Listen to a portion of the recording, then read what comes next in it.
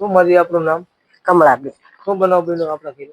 હવાય ત્યારે ભડાકો થયો એટલે મેં કીધું અમે ઘરમાં સૂતા હતા, બાર આવો કીધું ભડાકો થયો ક્યાંક ગમે ત્યાં, એટલે ઈ કે બાર ઊંઘાવું ઘરમાં હુતાય રહ્યો કે ભડાકો થયો, એટલે અમે બહાર આવ્યા ને પછી આ બધું પડી ગયું. શું જોયું આ બધું પડી ગયું, કીધું આમાં જ ભડાકો થયો ક્યાંક.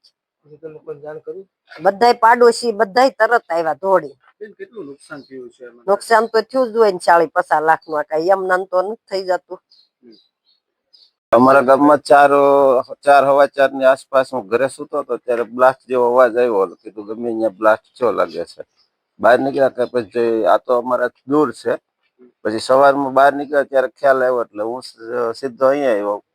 અહીંયા આવીને જોયું, પછી મામલતદાર ઓફિસમાં જાણ કરી, તાલુકા પંચાયતમાં ટીડીઓ સાહેબને જાણ કરી, ધારાસભ્યના પીએને જાણ કરીને ગેસ એજન્સી વાળાને જાણ કરી. કેટલું નુકસાન થયું એવું લાગે છે? નુકસાન તો આ 6 મકાન છે, 6 ભાવ જર્જરિત થઈ ગયા. 40-45 લાખનું નુકસાન અંદાજે છે.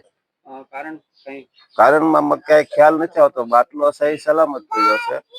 હવે તપાસનો વિષય છે. આમાં તંત્ર આવીને કઈ જે તપાસ કરે ને શું નીકળે એની ઉપર આધાર છે.